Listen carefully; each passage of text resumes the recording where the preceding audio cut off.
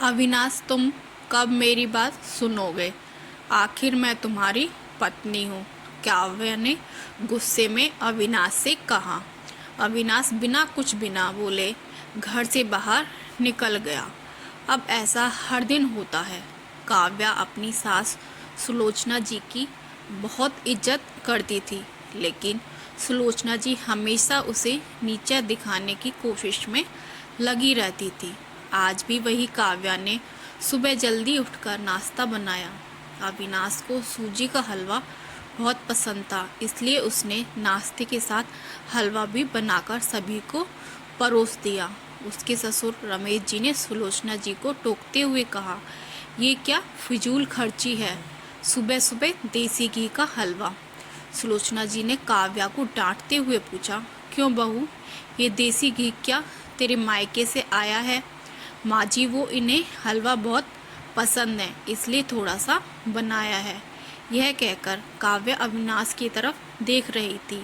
शायद वो कुछ बोले, तभी सुलोचना जी ने कहा, मैं सब जानती हूँ, मेरे बेटे का बहाना करके खुद खाने का मन होगा। अविनाश चुपचाप नाश्ता करते रहे। काव्या की आंखों से आंसू छलक गए। इससे ज़्यादा बुरा तब लगा जब अविनाश बिना हलवा खाए ही ऑफिस के लिए चल दिए। काव्या घर का काम समेटने में लग गई। उधर सुलोचना जी बाहर ड्राइंग रूम में बैठकर बड़बड़ाती रही। काम करके काव्या अपने कमरे में जाकर रोने लगी। कितने नाजों से पाला था उसे उसके पापा ने। उसे आज भी याद है, एक बार उसने गाजर के हलवे बनाने के लिए कहा था, लेकिन माँ ने सूजी का हलवा बना दिया था। पापा को जब यह पता लगा तो वे तुरंत बाजार गए, वहाँ से ढेर सारा गाजर का हलवा लाए थे और उस दिन बिना कहे 2-3 दिन में गाजर का हलवा बनने लगा। आज उसे सूजी के हलवे के लिए कितनी बातें सुनाई जा रही हैं। उसे गुस्सा सास ससुर पर नहीं, अविनाश पर था, जो कि कुछ नहीं बोल पाए। शाम को जब उसने अविनाश से शिकायत की तो वो बस इतना ही बोले, इस घर में केवल माँ की पसंद का खाना बनता है, आगे से मेरी पसंद का कुछ मत बनाना। काव्या ने अविनाश से बात करनी बंद कर दी। आखिर क्या कसूर था काव्या का? यही कि वह अविनाश से बहुत प्यार करती है। इसी तरह कुछ दिन बीत गए। एक दिन काव्या ने सुलोचना जी से कहा, माँ जी, मैं अपने घर जाना चाहती हूँ कुछ दिन के लिए। अगर आप कहें तो आज ही चली जाऊँ। कई दिन पहले माँ का फ़ोन आया था, कह रही थी पापा की तबीयत ठीक नहीं है। सुलोचना जी वहाँ जब भी जाती है 1 सप्ताह से वापस नहीं आती। घर का काम कौन करेगा? तेरे ससुर और मेरा बेटा शाम को थक हार कर घर आएंगे। यहाँ उन्हें खाना भी नसीब नहीं होगा। मुझे तो चक्कर आ रहे हैं, मैं खाना नहीं बना सकती। जाना है तो 1 दिन के लिए चली जा। काव्या मन मारकर 1 दिन के लिए पीहर पहुँच जाती है। वहाँ पहुँचकर उसे और भी आश्चर्य होता है। भाभी, मम्मी पापा कहाँ गए? काव्या ने घबराकर पूछा। उन दोनों का घर में मन कहाँ लगता है, तीर्थ पर गए हैं, न जाने कब आएंगे। वैसे तुम कितने दिनों के लिए आई हो? क्योंकि मुझे भी अपने पीहर जाना है। संगीता भाभी का यह व्यवहार देखकर काव्या चौंक गई। क्या ये वही भाभी हैं जो उनसे बहुत स्नेह जताती थी? काव्या सोफे पर बैठी सोच रही थी। अच्छा, वो जो भैया ने मकान के पेपर साइन करा लिए थे, मैंने अपना हिस्सा छोड़ दिया था। शायद उसी साइन के लिए मेरे से प्यार जताया जा रहा था। काव्या उठकर खड़ी हो गई। भाभी, मुझे कुछ काम याद आ गया है, मैं फिर आऊँगी, कहकर वह तेज़ी से घर से बाहर निकल गई।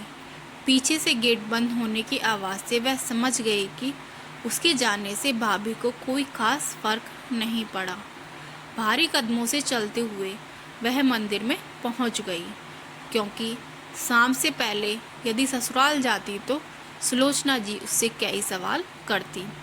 मंदिर में जाकर उसने भगवान के दर्शन किए। बस कुछ मांगा न कुछ बोला। भगवान के चरणों में शीश नवाकर वह बाहर आकर बैठ गई। तभी सामने के पेड़ के नीचे उसे अपने माता पिता बैठे दिखाई दिए। काव्या भागकर उनके पास पहुंची। काव्या को देखकर उसकी माँ रोने लगी। बेटी, तू यहाँ कैसे? पापा ने पूछा। वो छोड़िए, ये बताइए आप यहाँ कैसे? आप तो तीर्थ यात्रा पर गए थे। काव्या की सब्र का बांध टूट गया। उसकी आंखों से आंसू बह रहे थे। बेटी, तेरी भाभी ने तुझसे झूठ बोला है। बिजनेस में पैसा लगाने के लिए तेरे भैया ने मकान अपने नाम करा लिया। मकान के कागज गिरवी रखकर साहूकार से कर्ज ले लिया। उसके बाद हम बोझ बन गए, हमें घर से निकाल दिया। पापा, अब क्या होगा? काव्या ने रोते हुए पूछा। बेटी, तू चिंता मत कर, हम कहीं वृद्ध आश्रम में चले जाएंगे। तू अपनी ससुराल जा, वहाँ किसी को यह बात मत बताना। अपने माँ बाप को इस हाल में देखकर वह उन्हें अपने साथ ले जाना चाहती थी, लेकिन जहाँ उसकी कद्र नहीं है वहाँ माँ बाप की क्या इज्जत होती। भारी मन से काव्या ससुराल की ओर चल दी।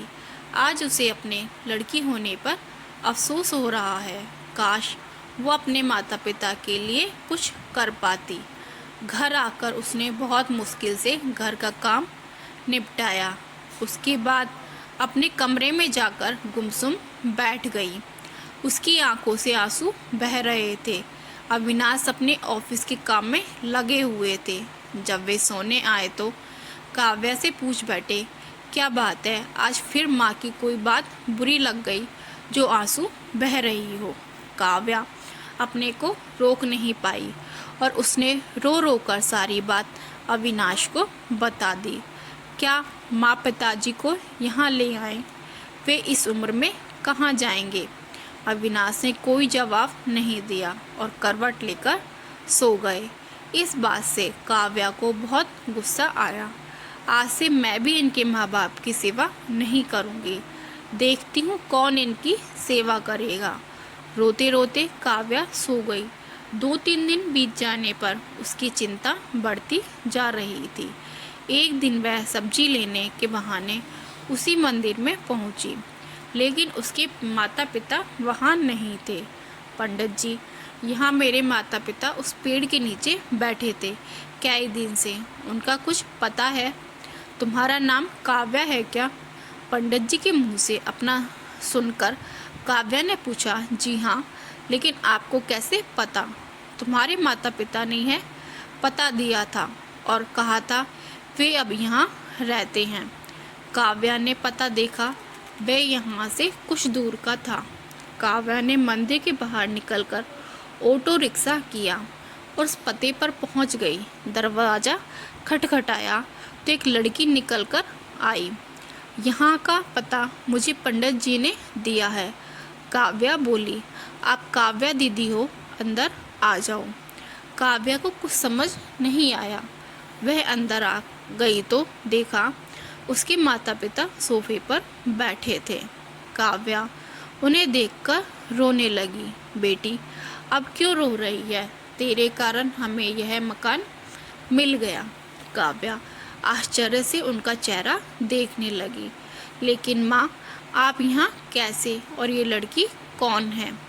तब उसकी माँ ने कहा, बेटी, तुझे याद है तेरी शादी के बाद तेरी सास ने 40 लाख की डिमांड की थी। दामाद जी को बिजनेस खोलना था, इसलिए तेरे पिता ने उनकी डिमांड पूरी। जब तू हमसे मिलकर गई उसके अगले दिन दामाद जी आए। उन्होंने तेरे पापा के पैसे लौटा दिए क्योंकि उन्होंने कोई बिजनेस शुरू नहीं किया था। तेरे पापा ने मना भी किया लेकिन वे नहीं माने। उसके बाद उन्होंने प्रॉपर्टी डीलर से मिलकर 2 दिन में यह मकान खरीद दिया। साथ 5 लाख रुपए बच गए। इससे उन्होंने ये लड़की नौकरी पर रखवा दी जो हमारी केयर करेगी। लेकिन माँ, उन्होंने मुझे तो कुछ नहीं बताया। काव्या की आंखों से आंसू बह रहे थे। वह रोते हुए वहाँ से अपने घर आ गई। घर आकर वह सोच रही थी, अविनाश ने कभी उसके लिए आवाज़ नहीं उठाई, लेकिन मेरे माता पिता के लिए इतना करने पर कर दिया जो कि कोई सगा बेटा भी नहीं कर सकता। रात को उसने अविनाश से पूछा, आपने ऐसा क्यों किया? अगर माँ जी को पता लग गया तो क्या होगा? अविनाश का जवाब सुनकर काव्या रोने लगी। अविनाश ने कहा, जैसे तुम्हारे लिए ये माता पिता हैं वैसे ही मेरे लिए भी तो वो माता पिता हैं।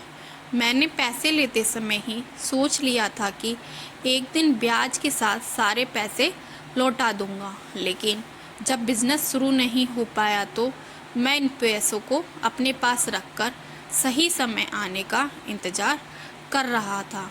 अगर मैं तुम्हारे माता पिता को अपने घर ले आता तो उनका आत्मसम्मान हर दिन उन्हें धिक्कारता। बेटी के घर वे रहना पसंद नहीं करते, वे अपमानित ना हों इसलिए मैंने ये सब किया।